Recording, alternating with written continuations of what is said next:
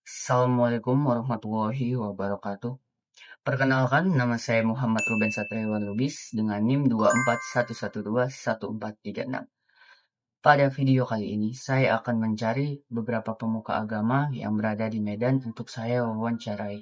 Jadi, tanpa basa-basi, kita langsung saja masuk ke videonya.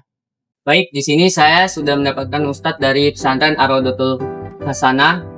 Jadi, sebelumnya Ustadz boleh perkenalkan namanya? Nama saya Zahrul Fuadi. Baik Ustadz, jadi saya ada satu pertanyaan yang ingin saya tanyakan itu.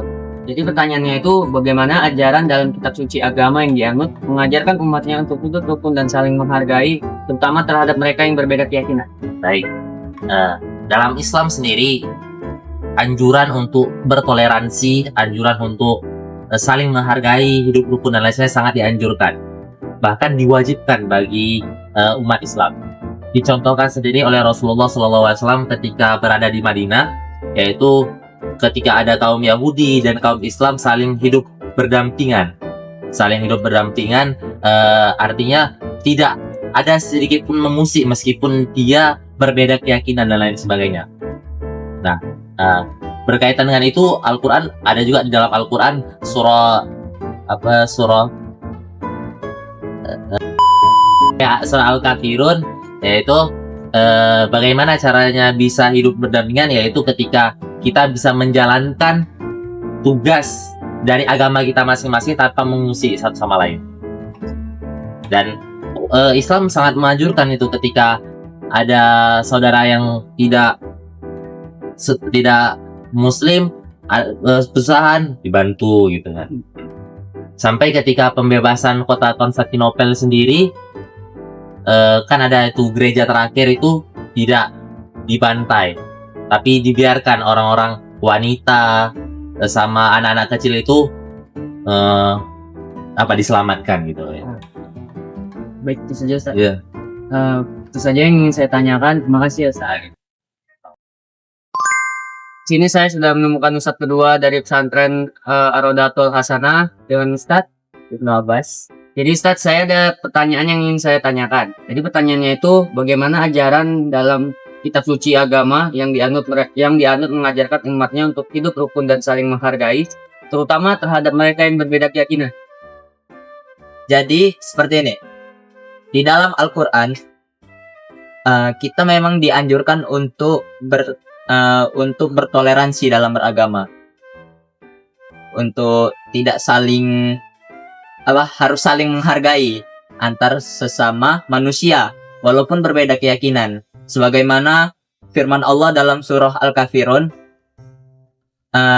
ayat terakhir, lakum dinukum waliyadin, untukmu agamamu dan untukku agamaku. Jadi selama aku tidak mengganggu kehidupanmu, maka kita harus hidup rukun, kita harus hidup saling berdampingan tanpa ada permusuhan. Jadi kamu menganut agamamu dan jalankan syariat-syariat yang ada di agamamu, dan aku akan menjalankan syariat-syariat yang ada di agamaku. Oke? Dan yang kedua, la ikraha fiddin, tidak ada paksaan dalam beragama. Jadi kamu mau beragama apa saja silahkan, dan aku tetap berpegang keyakinan pada Islam, kamu berpegang pada keyakinan agamamu, silahkan. Dipersilahkan tanpa adanya paksaan. Oke, sekian dari saya. Baik Ustadz, sedikit saja yang ingin saya tanyakan. Terima kasih Ustadz. Iya, sama-sama. Baik, di sini saya sudah menemukan pemuka agama Hindu sebelumnya dengan Bapak Kinandita Emanogren. Baik Pak, di sini saya ada beberapa pertanyaan yang ingin saya tanyakan. Bagaimana ajaran dalam kitab suci agama yang Bapak anut mengajarkan umatnya untuk hidup rukun dan saling menghargai, terutama terhadap mereka yang berbeda keyakinan? Maka itu tadi pun sudah saya sampaikan, Hindu itu mengajarkan namanya tatwamasi, aku adalah engkau, engkau adalah aku.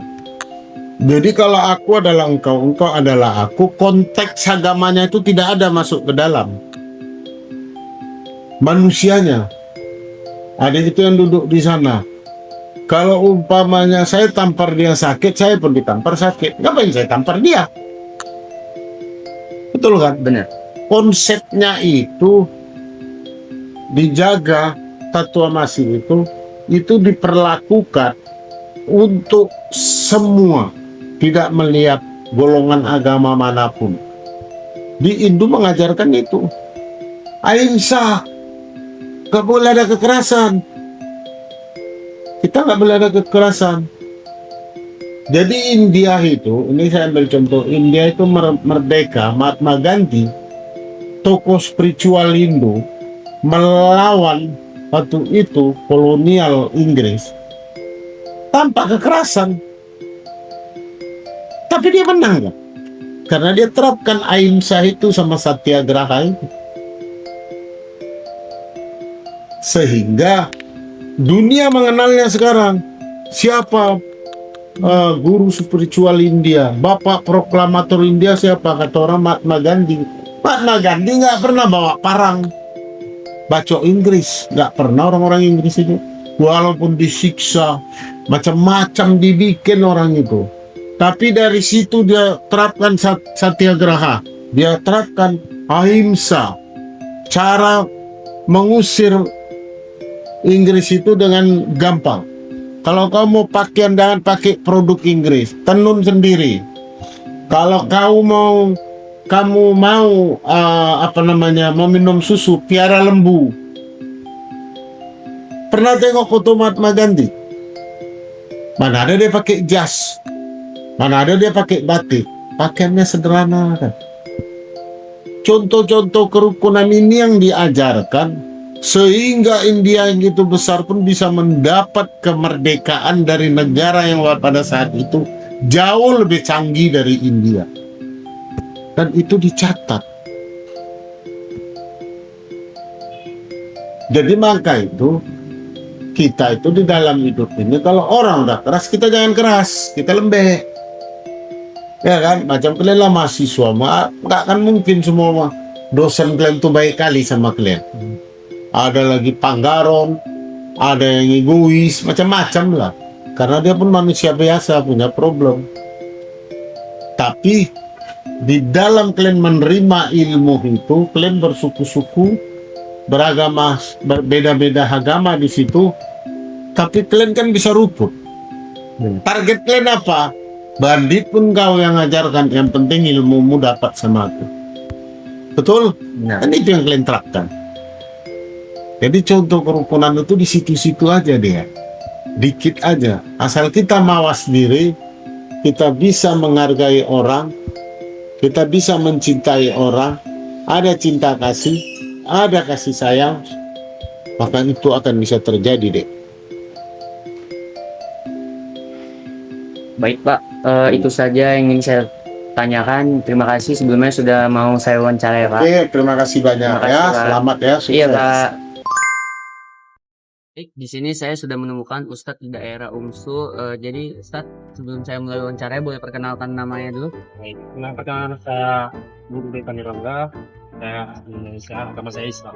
Baik Ustadz, jadi saya ada satu pertanyaan yang ingin saya tanyakan. Bagaimana ajaran dalam kitab suci agama yang dianut mengajarkan umatnya untuk hidup rukun dan saling menghargai, terutama terhadap mereka yang berbeda keyakinan Ustadz? Tentu saja ajaran Islam sangat menekankan pentingnya hidup rukun dan saling menghargai, terutama terhadap mereka yang berbeda keyakinan. Nah, salah satu ayat Al-Quran yang saya lihat Al-Hujurat ayat 13. Hai manusia, sesungguhnya kami menciptakan kamu dari seorang lelaki dan perempuan, dan kami menjadikan kamu berbangsa-bangsa dan bersuku turut supaya kamu sudah mengenal. Sebenarnya orang yang paling mulia di antara kamu di sisi Allah ialah orang yang paling takwa di antara kamu. Sungguh Allah Maha mengetahui lagi Maha mengenal.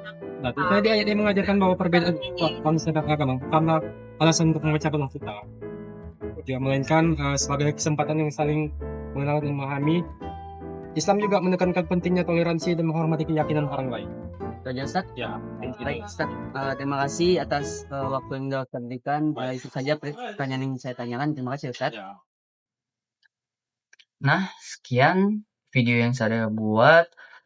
Saya mohon maaf kalau ada kesalahan kata atau kekurangan, dan saya mengucapkan terima kasih sudah menonton video saya. Sampai jumpa lagi.